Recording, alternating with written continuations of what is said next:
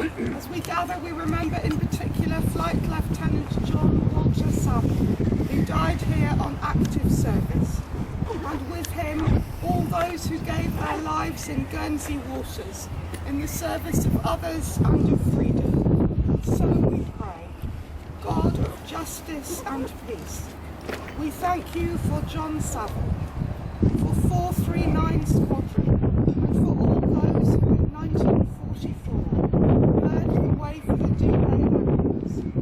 We pray that the peace and freedom for which they fought may be valued and upheld in every place, and that as we remember, their service may be honoured and cherished. Amen.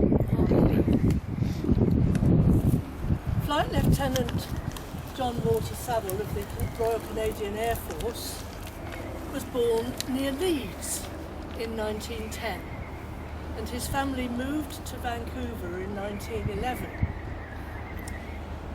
He enlisted on the 10th of February 1941, and he was commissioned as a pilot officer on graduation because of his high caliber navigation and flying skills. Posted to the new 123 Squadron, which was selected in 1943 to be sent overseas, and that then redesignated 439 Squadron in the UK. He was now a flight lieutenant, and he became a fighter bomber. The 439 Squadron became a fighter bomber squadron at Wellington and became known as the Tiger Squadron. Saville became commander of B Flight. Richard Keane and the Guernsey Nautical Archaeology team discovered the Typhoon in the 1960s, and it is now an official war grave. Phil Martin will read the log of the flights made by 8 Typhoons which took off from Herne near Bournemouth to destroy the radar at Fort George. Thank you, Phil. Ladies and gentlemen, date time 3rd of June 1944, departure 1950 hours on the 3rd, mission diving, aircraft aircraft carrying 500-pound medium capacity bombs with instantaneous launch force attacked radar installations at St. Peter Port on the eastern coast of the attack was made without a hitch from a southeasterly direction at an altitude of 15,000 feet, led by Flight Lieutenant Dudson, and the squadron after for the target and succeeded.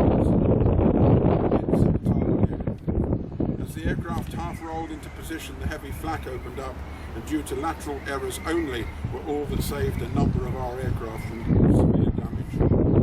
The dive was carried out from 12,000 feet down to 5,000 feet, with the aircraft being followed all the way down by heavy flak, finally crossing out at 500 miles an hour amid a barrage of sentry bullets. Miraculously, only 2 of our aircraft suffered any damage. The one flown by a officer in the chest was hit in the radiator, and the other, flown by Flying Officer Porritt, was hit in the tailplane, but all aircraft returned safely. Operation was deemed successful, returned at 20:30 hours. June the 5th, departure 08:20 hours, dive bombing mission, again 8 Typhoon Bs.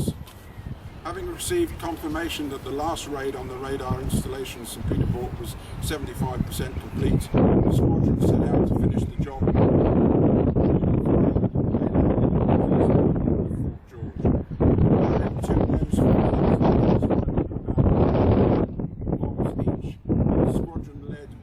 Lieutenant Saville attacked the highly defended target in a long dive from 12,000 down to 4,000 feet in an easterly direction. All the bombs appeared to burst on or very near to the target itself. A large disturbance was created in the sea offshore and at first was delivered to have been by bombs.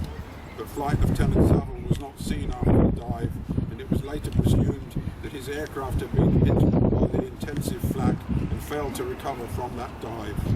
The remaining 7 aircraft and pilots returned unharmed to the UK at 09:20. Later on, June 5th, 1944, departure 09:55. Search for signs of Flight Lieutenant Saville was the mission. Again, 4 Typhoon 1Bs. No sign of Flight Lieutenant Saville or his plane was seen, and all aircraft returned safely at 10:45. Flight Lieutenant Saville was the first pilot of 439 Squadron to be lost in action.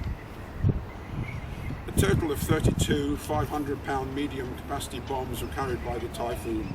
It was later confirmed that both the giant Würzburg radar and the Freya unit had only suffered small amounts of damage, which was repaired quickly and enabled the Germans to pass on information on Allied plane movements later on the evening of the 5th of June, as messages from the German signals headquarters at St. Jack's were decoded and confirmed by staff at Bletchley Park. The crash site was located in the 60s by Richard Keane, and the survey was carried out by members of Guernsey Nautical Archaeological Team in the 1970s, comparing it with Saville's aircraft, and it was subsequently listed as an official war grave by the Canadian Department. Thank you. Dennis, please. I'll read a letter to you which was sent to Mickey Peters